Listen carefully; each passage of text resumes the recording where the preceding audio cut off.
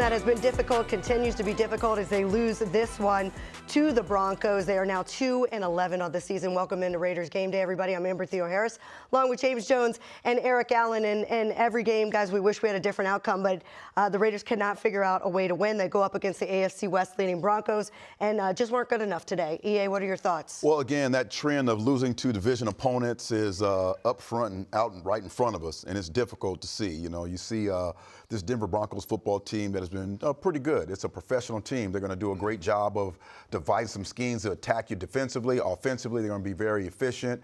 And same things we saw today. And we just can't tackle defensively. We have had a hard time getting guys on the ground, rushing-wise. You see the numbers here. Last week we had 31 yards. This week, hey, much better, 41 yards. So we're really struggling running the football and stopping the run, and those are the critical issues that keeps us from winning football games. And not only that, we need plays. I know Amber always talks about time of possession.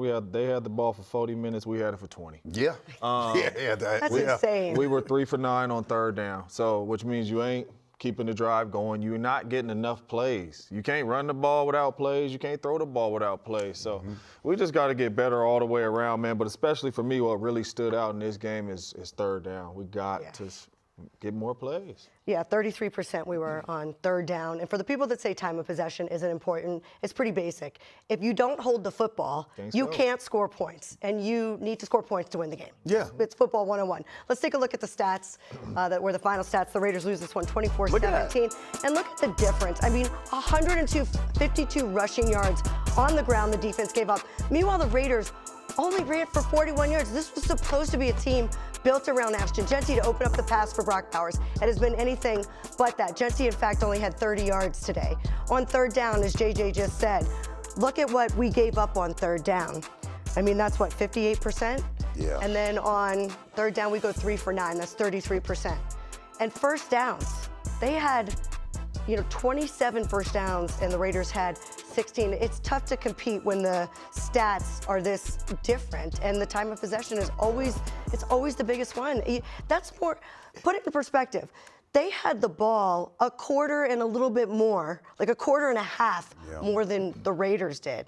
Can't win. And that gives you the chance offensively to set plays up if you're going to have the ball that long. So maybe the first quarter, you continue to run, this out concept, you run an out concept, and then later in the game, just when the defense thinks you're going to run an out concept, it's an out and up. Or, the route is different. It's an exchange route. So those are the things that help you set up an offense and be able to be productive for the rest of the game if you're holding the football. Now, if you don't have the football, you don't have a chance to have those things. Yeah. Set up the counter punch or whatever. So that's why time possession is vitally important for you keeping the ball away and then giving yourself opportunities to make some plays and towards the end of the game. And not only that, I know you're going to talk about the defense and those tackles, but when you're out there all day long, you're tired.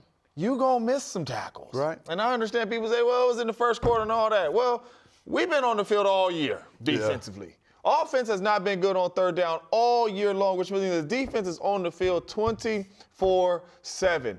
Every time you look up, you can't be grabbing your helmet. Right, yeah. Defense back up. But that's what the offense is doing. You're 3 for 9 on third down. It was dang near worse last week. You're not keeping drives going, which you're putting the defense right back out there on the football field. They tired. If they just came on a drive, running the ball well, and you're like, ooh, come on, O. Yeah. And in 3 plays, you right back up. Yeah. They're going to run the ball again. That's right. It's tough. And that ain't just the Raiders. That's any team. We have to do a better job offensively of putting some drives together to help our defense. They on the field, too.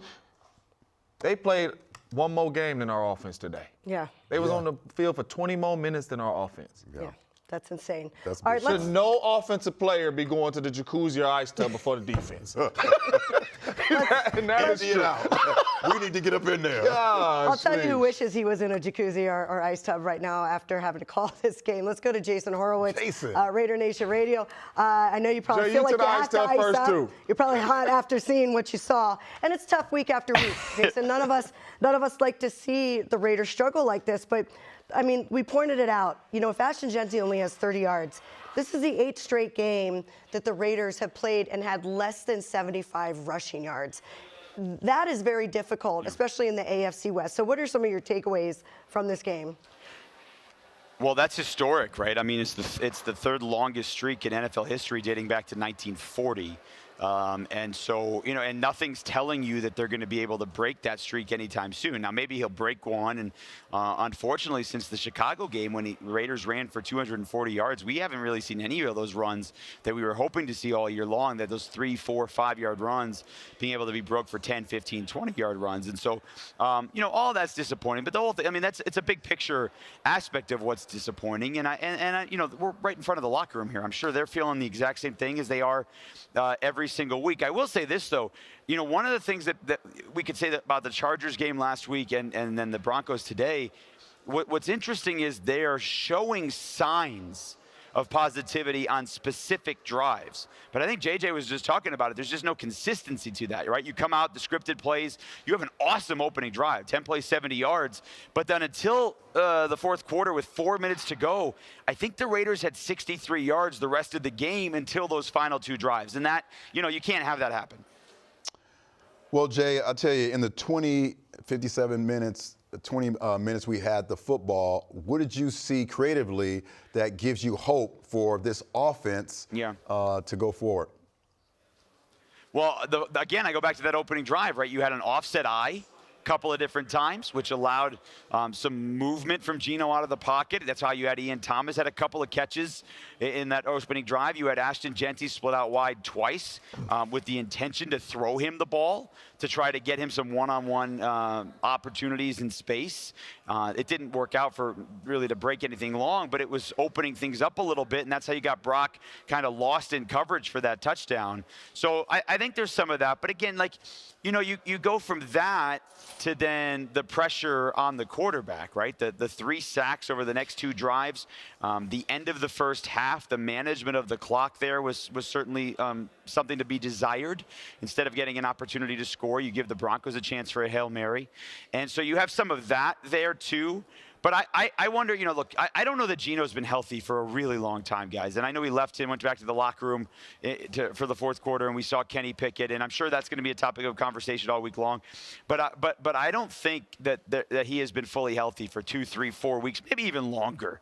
And I wonder if a change there, because we saw towards the end, Kenny was very willing to kind of race towards the line and keep his eyes downfield to throw the ball. And I think, maybe that would help moving forward. Oh, Jay, I ain't got the answers. Hopefully you got some. What answers do I have? Well, I want to ask James the question you were talking about. What did you think about, did you see any creativity that you think, Coach O, you're familiar with his plays? Yes.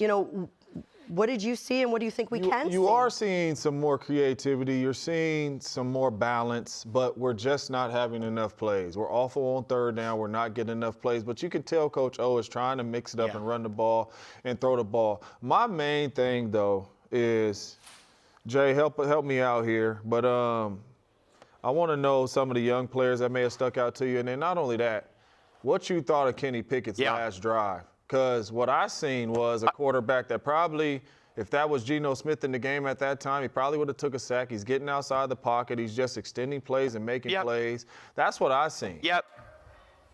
That's what I was kind of just alluding to, right? His willingness and his ability. And again, that's why I go back to the health aspect of this. His ability to extend the play, escape the pocket, and kind of run, pushing it, right? Pushing the line. Not running laterally trying to keep the play alive, but pushing it so that there's a hint of his thought to run.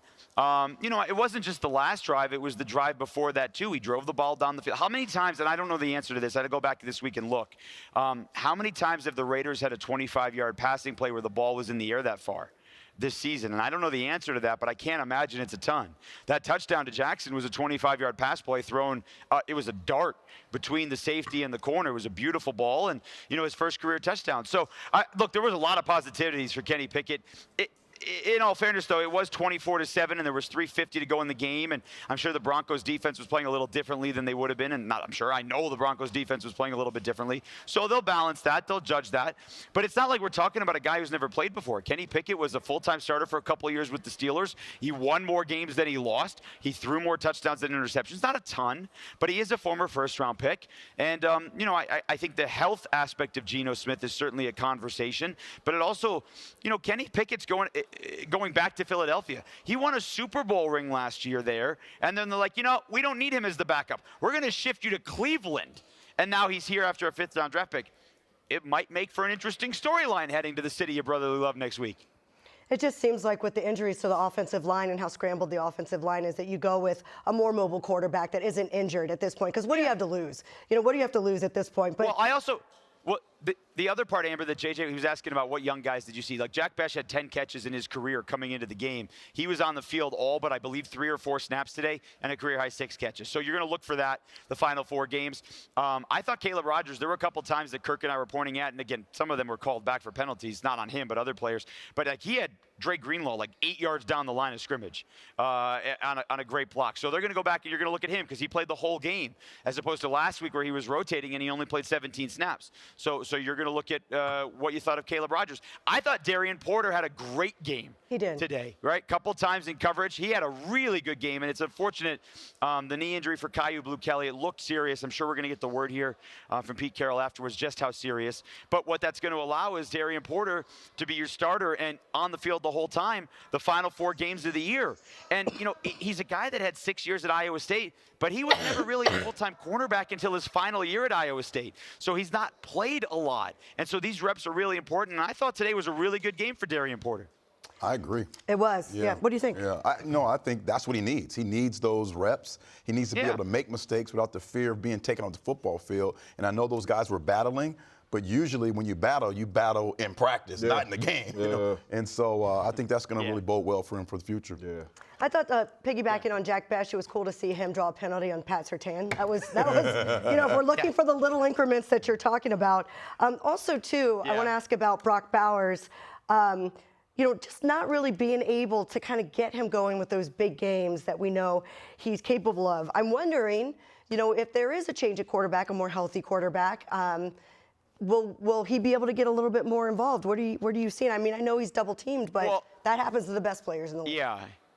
Well, and think about it, right? On 3rd down and goal from the 7, 4th down and goal from the 5, those first 2 plays of the 4th when Kenny Pickett came in, the Broncos had Patrick Surtain on Brock Bowers, right? You've got Vance Joseph over there, one of the best defensive coordinators in the NFL, and he knows exactly what he's going to do. You're going to put the NFL Defensive Player of the Year on the Raiders' best weapon, and, there was nowhere for Kenny to throw that ball. It was way over his head anyway, but there wasn't really anywhere for him to throw that ball on 4th and goal from the 5. I think if you extend the play, right, you're going to have Brock be able to kind of maneuver his way around, and I would think that those broken plays would allow him to get away from defenders, and it's not double coverage and that you were just talking about. And yeah, I think that was but for me, and I know this has been the talking point for 4 or 5 weeks now, particularly since the Raiders looked like they were going to be out of contention. And now you're talking about a 7-game losing streak. You're 2-11 for a 2nd straight year. I am very focused on the final 4 games, on those top 5 draft picks from this year, really 4, because I don't know that Charles Grant's going to play, but those top 4, right? So Ashton Genty, Jack Bech, Caleb Rogers, Darian Porter particularly, but then some of those 2nd-year guys too, right? We saw Tommy Eichenberg come in towards the end of the game a bunch for Jamal Adams. Let's see what Tommy Eichenberg can do, right? He's a guy that people were excited about a little bit heading into camp. We haven't seen him a ton defensively, and I think that's something that people have been talking about for a while is what does the young group look like for the Raiders in the future? Because if you go back to this offseason, there were a lot of 1-year contracts signed, particularly on the defensive side of the ball. And so John Spytek and company, they're really going to have to think about what do you do with all those guys whose contracts are expired. But the young guys, they're under contract, so you need to see if they can play. Jay, toughest question of your life coming at you right now. You ready? Yes. Here he goes. Was that the toughest question? No. Am I ready? Because the answer to that was not, is a little more difficult. I'm just messing with you. You're Pete Carroll. Who you starting at quarterback next week? Because with all them draft picks that we want to see, we all know if we don't hit on the quarterback spot, it's going to be a rough year next year as well. We got to see who do you put in there if you're Pete Carroll. Yeah. I told you. I think at this point you're making a change. Yeah, you're making a change. I think you have to. Yeah. I don't know what you have left to prove. I know there's some loyalty there, and we spent so much time with Coach and Geno in the preseason and training camp, and I admire a lot about what Geno has done in his career. It's hard, JJ, to come back from being told you are awful, right? He was a second-round pick. It was really rough early in his career with the Jets. He bounced around, the Chargers, the Giants, all those guys that he backed up for, and he was kind of forgotten in the league and more of like, well, that guy can't play. And I really admire how Geno bounced back, kept his head up. He always talks about leadership, and I really admire that. But you're 2-11. You know, I'm not really sure what you're looking to try and accomplish in that regard. I know they want to try and win football games, and I understand that 100%, right? I know the fan base is thinking about the draft. Coaches aren't thinking about the draft. Players aren't thinking about the draft. So I get all the difference there. But I think you're making a change. I would. All right. Jason, hopefully next week we'll be able to talk to you about a winning game. But we appreciate your time and joining us and breaking it down. I have something for you to debate because Kirk was wondering if he can have a cheesesteak before he gets on the flight back to Los Angeles next week, and I said no, but you guys debate that. Oh, man. Of course he asked about that. That's just Kirk, right? Got to get him a cheesesteak. I mean, just don't let James go on the road with him. An airplane seems like a bad idea. Oh, man. Yeah, it seems like a bad idea right before you get on an airplane, don't you think? No, wouldn't it be good? Jason, thanks for some levity. We appreciate it.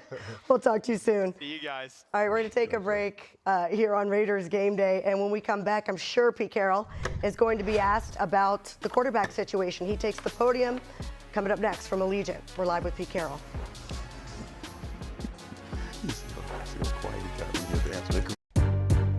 Raiders Game Day is brought to you by America First Credit Union, the official credit union of the Las Vegas Raiders. Allegiant, the official airline of the Raiders. Low fares, nonstop flights, only at Allegiant.com. Modelo, a reward for those with a fighting spirit. Modelo, the mark of a fighter. Drink responsibly, imported by Crown Imports, Chicago, Illinois.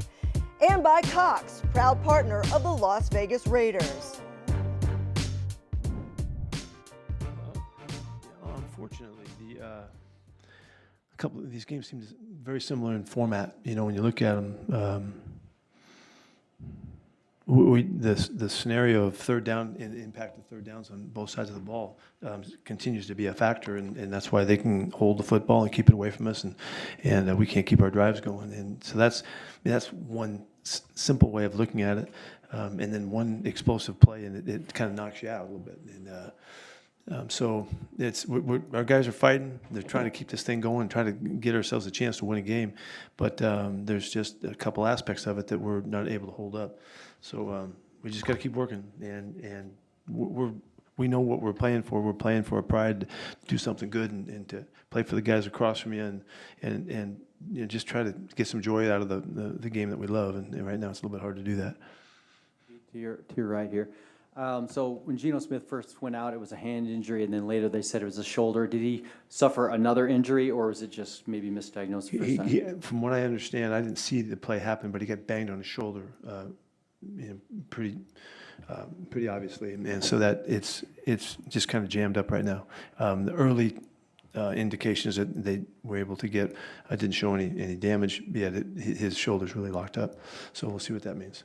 Pete, there were a 14-play drive, 19-play drive, first, third, and fourth quarters. But even on those, there weren't a whole lot of third down opportunities for the Broncos. What's maybe going on first and second down? Yeah, we got the ball run at us today, and that hasn't been happening like that. And there's some games when they run the ball in the fourth quarter and they get some extra carries and all that. But this game, we didn't control the running game like we normally do, and they averaged 5 yards a carry in the first half and the second half.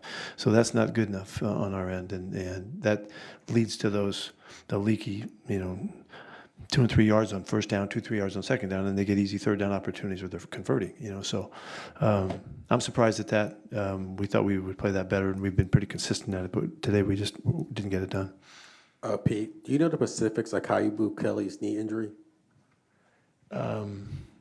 Yeah, let me not say anything that I've already heard. Let's just wait till they really get the test done and all that. But it's a serious injury, and from what he was able to convey, that he did it when he was breaking. I don't know if you guys could see it. It wasn't like he got leg whipped or something like that, but it is a significant injury, and so he's been battling all year long. He's a guy that the guys are all rooting for, and kind of, he's had a big season of kind of reemerging as a factor on our team and all that. And so guys really have their hearts open to him, and so we're all pulling for him and hoping that it isn't any worse than maybe it could be. And just a follow-up question regarding Geno. Is there any? I know you mentioned his shoulder locking up, but in regards to the hand, is there any concern? Is there still any concern there? From what I heard, that he got his hand cut and it was bleeding a lot, and so they just had to stop the bleeding, and like get kicked or scraped or something like that. That's what I heard. I didn't see that, but his shoulder he got hit pretty good. So I was with him, so I know that.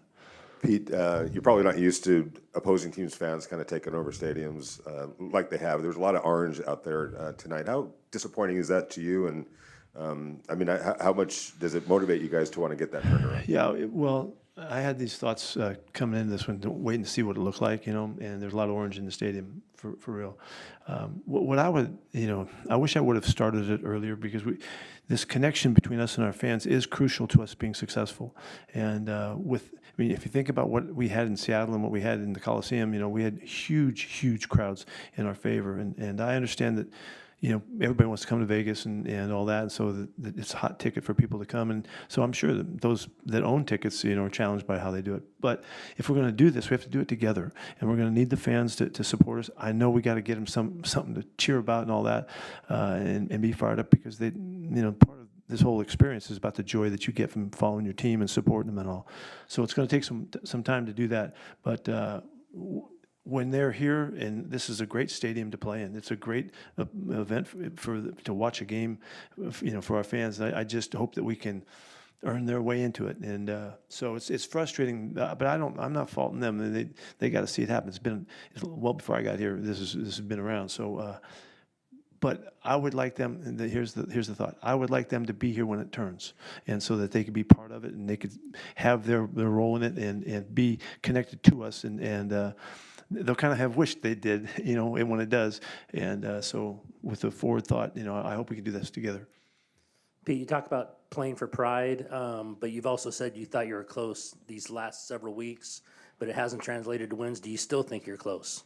Yeah, it is. It is close. Look, the game was 14-7. They had a punt return, and we're there. We just need our next drive to get in there. And we're holding it together, and really the conscience of the team on the field, they're holding it together. They're working their ass off to make the next play, thinking it's going to turn. We have a surprisingly positive attitude about it. Well, I don't know, that's part of our culture, and it's part of the expectation of how we operate, but it's there.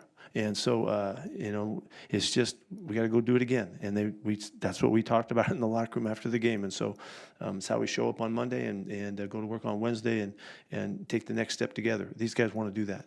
And so hopefully the fans will hang with that and wait it out, but be there when it turns is what I would like to see. Pete, two-parter for you. First, you had brief looks at Kenny in Kansas City and Denver. You get a quarter worth today. What did you see? What did you like?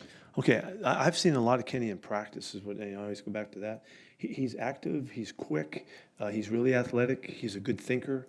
He's a really clearly competitive guy that gets situational football and knows what's going on. Kenny was the first one to say, "Hey, we're going to kick field goal on this drive, right?" Which didn't quite work out right at the end, but. I see nothing but positive stuff, and his mentality, and I'm coaching the hell out of him because I want him to be ready if the opportunity pops. It's just exactly how we did it with Geno for years, and however long it takes for the opportunity, whatever, he's going to be ready to go, and he's got enough stuff to him, his athleticism. I keep reminding him you can use your legs and run because he's really quick, and he can explode and get into the secondary and make things happen. Is so often helpful to a quarterback trying to make him his way. So I'm really positive about him. I love that he's on our team, and I'm really seeing his attitude being exactly where it needs to be ready for the op when it happens. So, and he came through today in marvelous fashion. The couple throws, the touchdown pass was exquisite, and for Shedrick to have that chance, we were kind of rooting for him. It's his first chance to play, and to get a perfect play for a touchdown for those two guys, I thought that was great. So we should shout to Shedrick Jackson. That was a great play. Pete, I know you got to watch it on the film. It looked initially like the punt was covered, and then you kind of broke loose for the touch. I couldn't see it because it was on the other side, but I know that we had a real formidable opportunity right there for us to make the tackle, and then the guy got out. So unfortunately, that happened, and that was really a big play in the game. To go back to Kenny. Did I miss the second part of the question? Yeah, I'm sorry. That's all right. Hypothetically, and I know you don't want to jump the gun, but they're playing the Eagles next week. He knows the system. It's been a long season for Geno. Whatever's going on with his shoulder, you don't want to, jump the gun. But are you comfortable with him?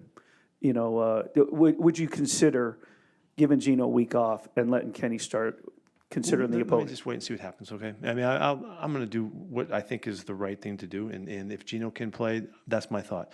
But I know Kenny can play, and so our players understood it too, that Kenny did a good job, and they recognized that in the locker room after the game. But I'm rooting for Geno to get back out there and see how he does. But we're not going to play him if he's not right. And so Kenny will be ready to go, and Hayden will be ready to go as well. And so that's just the way how we'll deal with it.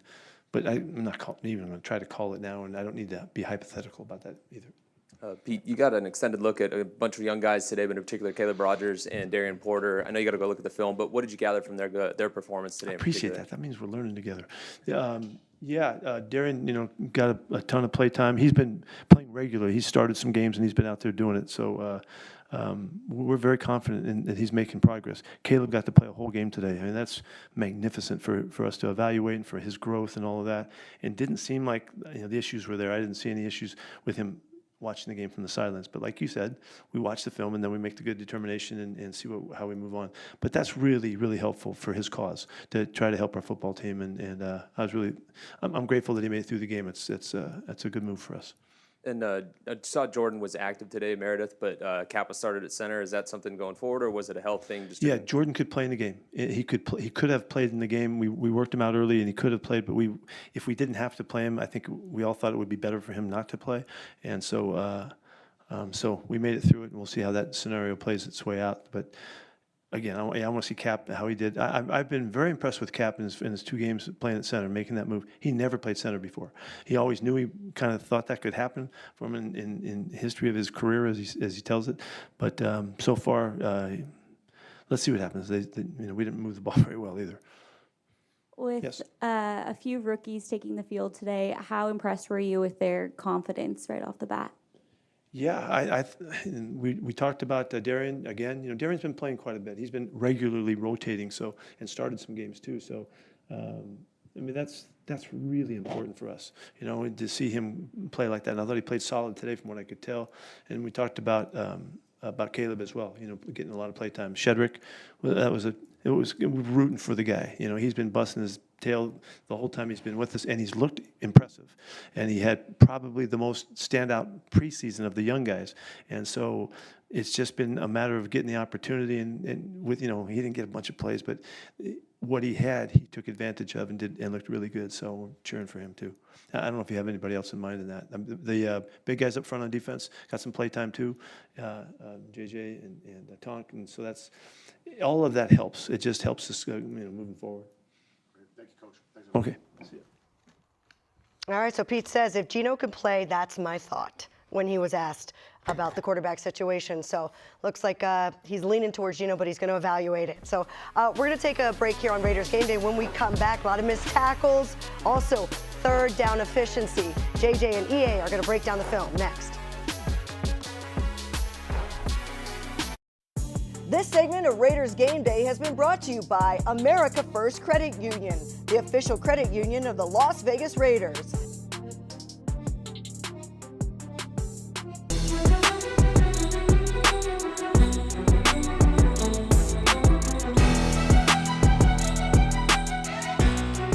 Welcome back. As the Raiders lost to the Broncos 24-17 today, 2 things stood out. On defense, the fact that there were 12 missed tackles.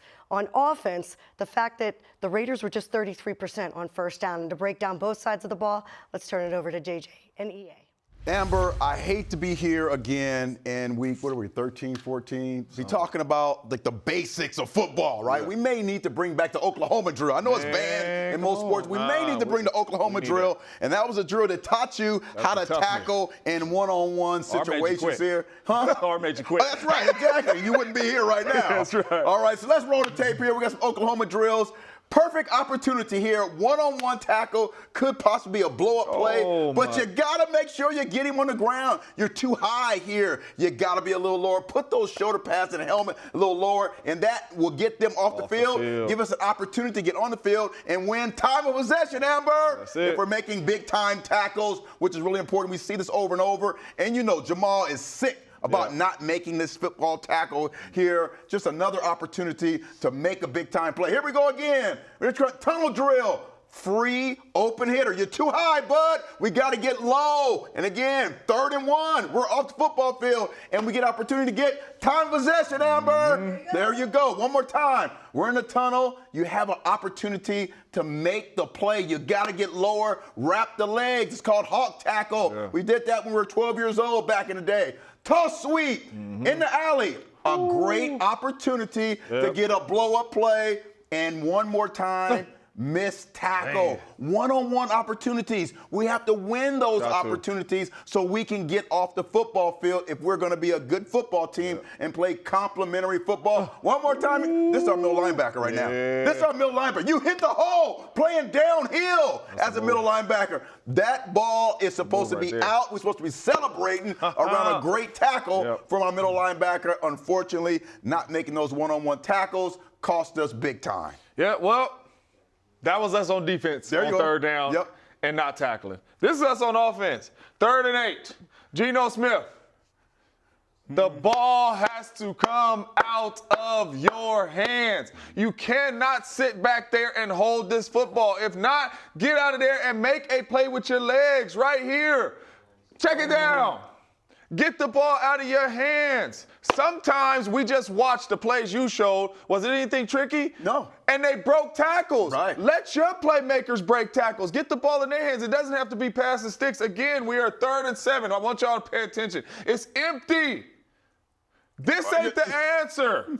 No. This is not the answer for empty. We're trying to get a screen set up. This is not the answer. I would love for us to check to a one-on-one route and get the ball out of our hands quick. If we check to a little quick out by Trey Tucker to get him the ball. And then right here, listen, man, I ain't the smartest man in the room. I don't claim to be. Yeah, you are. Yeah, you are. But all I know is if they got one of the baddest men on the planet over there and he double-teamed with one of the smaller receivers on our football team, we probably shouldn't be throwing the moss ball. No, I don't think so. That's probably not the play to go. If anything, Geno, get outside the pocket and extend plays with your legs. And right here, we've been calling for bunch formation. We have been. I love getting in bunch formation, especially on 3rd and short. And this is a play Trey Tucker got to make. I can't blame this on Geno. Every pass ain't going to be perfect. You have to make this plays. And if we do that, Amber, if we do that. What happens? What happens? And we convert on 3rd down. What happens, JJ? Time of possession, Amber. You would hold on to the ball, and then you can score.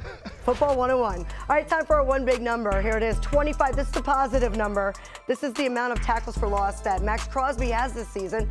And number 25 set a single-season franchise record for the Raiders. So Max Crosby continues to excel and ball out. Congratulations to Max. All right, we're going to take a break.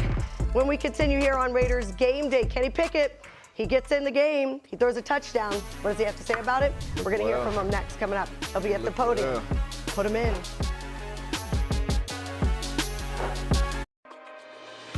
Intermountain Health understands that life can be a challenging game, and mental wellness is vital to our overall health. It takes courage to admit when we're not okay, and even more to reach out. If you or someone you know is struggling or in crisis, call or text 988 or visit strongestplay.com for mental wellness resources.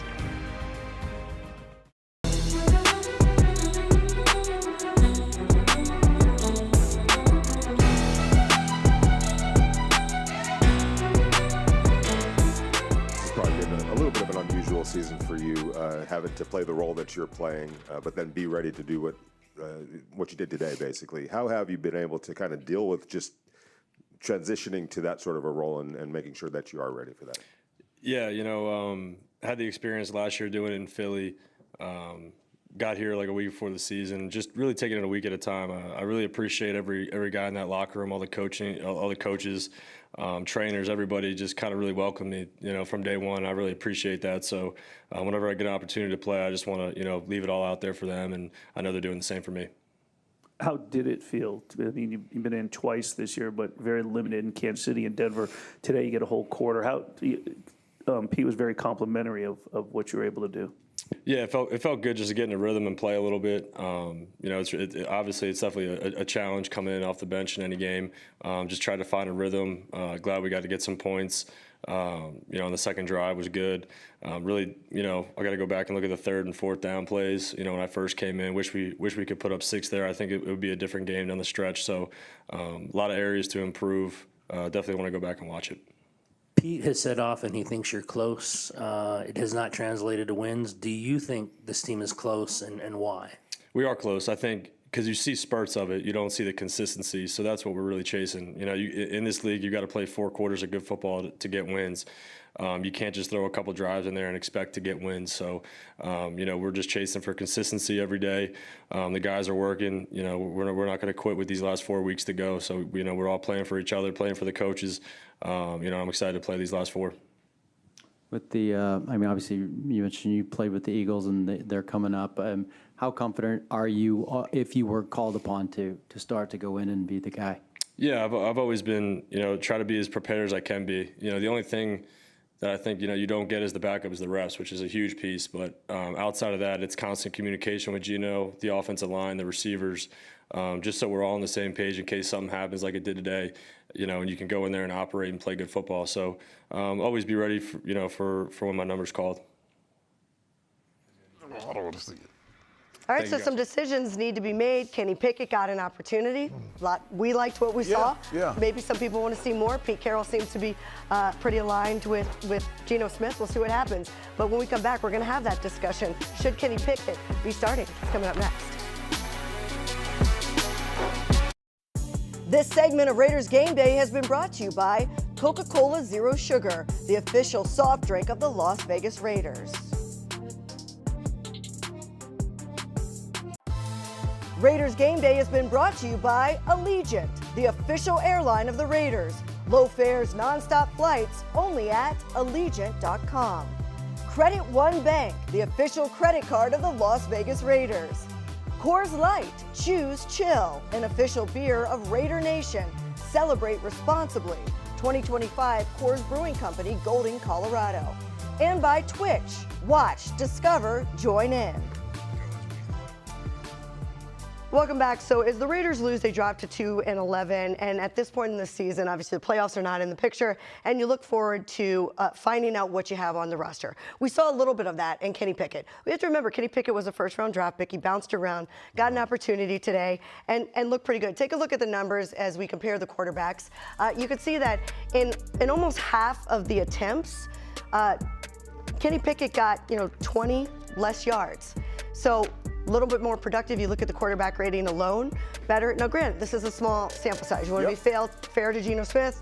And as Jason Horowitz said, he believes he's not been 100% healthy all along. Both get a touchdown, except one played in the fourth quarter, and the other one played 3 quarters. So if you look at just this game, it appears that Kenny Pickett maybe deserves an opportunity, because what do you have to lose at this point? You hope Geno Smith is not injured, but what you heard from Pete Carroll, it kind of sounded like if he's ready to go, that Pete might lean that way. So what were your thoughts? I'm going to take it from a defensive standpoint, and if I'm on the football field and I have a quarterback who's mobile, efficient, the timing for the offense and getting the ball of his hands quicker, it just seemed like the vibe of the offense was a little more quick and hurried, which I think is useful for this football team, particularly when you're dealing with the banged-up offensive line. So I would suggest if Geno is even, close to where he was today, you start Kenny Pickett next week. Yeah. If there's some kind of issue with injuries, I mean, Kenny Pickett looked like he was a guy who can handle the situation. We're in the National Football League. When you don't do your job, you get benched or you get cut. That's just the name of the business. I don't care how much money you make. That's just what happens to you. We've been scoring, 14, 15 points a game? Yeah. So this ain't no Geno Smith has, like, only had one bad game.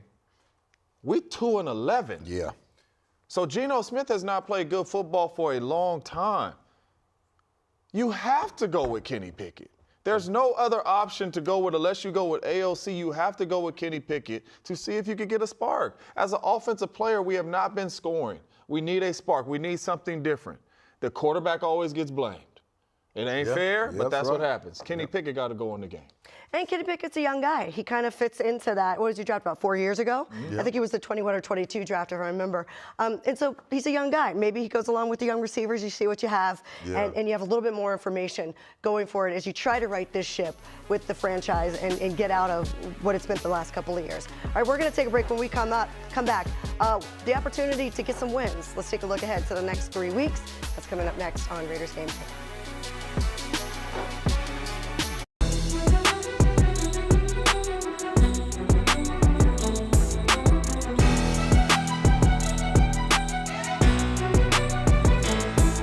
Always top line entertainment at Allegiant Stadium. Tonight we had a Brooke Eden, singer-songwriter. You know the rodeo's in town in Vegas, and a lot of country stars are out. There you go. Napoleon Kaufman. You're talking about a blur. I mean, he would hit the hole and just disappear. Gone. Napoleon Kaufman. Gone. Stone Temple Pilots, one of the great grunge bands of the 90s. Grammy Award winning. What was their number one hit, Amber? What was it? It was Vaseline. Flies in the Vaseline, something like that. Tyrone Wheatley. Hey.